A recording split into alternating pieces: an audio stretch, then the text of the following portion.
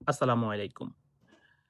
১৯৫২ ভাষা আন্দোলনের সময়ে ছাত্ররা যে স্যাক্রিফাইস করছে, ওইজন্য আমরা কিন্তু ভাষা পেয়েছিলাম। ৬২ শিক্ষা আন্দোলনের সময় ছাত্রদের অবদান ছিল। ৬৬ ৬ দফা, ৬৯ এর গণঅভ্যুত্থান, ১৯৭১ সালের মুক্তিযুদ্ধে অংশগ্রহণের মাধ্যমে ছাত্ররা যে ডেডিকেশন দেখাইছে, সেটা ইতিহাসে স্বর্ণাক্ষরে লেখা থাকবে। কিন্তু ২০২৪ সালে যে ছাত্র আন্দোলন হয়েছে, এটাকে কোনো ছাত্র আন্দোলন বলে না। এটা হচ্ছে একটা দেশদ্রোহী আন্দোলন। অতীতের ৫২ এর সময়ে ছাত্রদের সাথে আর ২০২৪ সালের ছাত্রদের শুধু এক জায়গায় মিল নাই। ৫২ তে যারা ভাষা আন্দোলন করছিল, ওরা ছিল দেশকে ভালোবাসতো, ভাষাকে ভালোবাসতো। ৬৬ র সময় যারা আন্দোলন করছে, ৬৯ এ যারা আন্দোলন করছে, ৭১ এর সময় যে সকল ছাত্রছাত্রীরা আন্দোলন করছে, এরা সবাই তাদের নিজ, নিজ দেশকে ভালোবাসতো।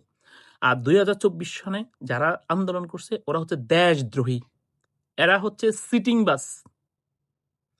এরা কোটার নামে, কোটা আন্দোলনের নামে পুরা বাংলাদেশকে ধ্বংস করে ফেলছে। আজকে দেখেন বাংলাদেশে গ্যাস নাই, পানি নাই, বিদ্যুৎ নাই। ইভেন ৫ই আগস্ট ২০২৪ এর পরে ওরা ধানমন্ডি ৩২ নাম্বার জাতির জনকের বাসভবন, যেটা আমাদের একটা ইতিহাসের অংশ, সেটা ভেঙে ফেলছে। আন্দোলনের সাথে দেশদ্রোহিতা কেন আসলো? ওরা যদি শুধু কোটাই চাইতো, তাহলে তো কোটার মধ্যেই থাকতো। কেন ইন্ডিয়াতে ছাত্ররা আন্দোলন করে নাই? ওরা তো টাকার কাছে বিক্রি হয় নাই। কিন্তু বাংলাদেশের ছাত্ররা টাকার কাছে বিক্রি হয়ে গেছে। ইন্ডিয়ার ছাত্ররা দেশদ্রোহী ছিল না। ওরাও আন্দোলন করছে, ওরাও বিভিন্নভাবে শোষিত, বঞ্চিত হয়। কিন্তু বাংলাদেশি ছাত্ররা কি করছে? ওরা ডলারের কাছে বিক্রি হয়ে গেছে। ওরা টাকার কাছে বিক্রি হয়ে গেছে, ওরা ক্ষমতার কাছে বিক্রি হয়ে গেছে। ওরা যেটা করছে, এটা একটা দেশদ্রোহিতা। এটা আর অন্য কোনো কিছুই না।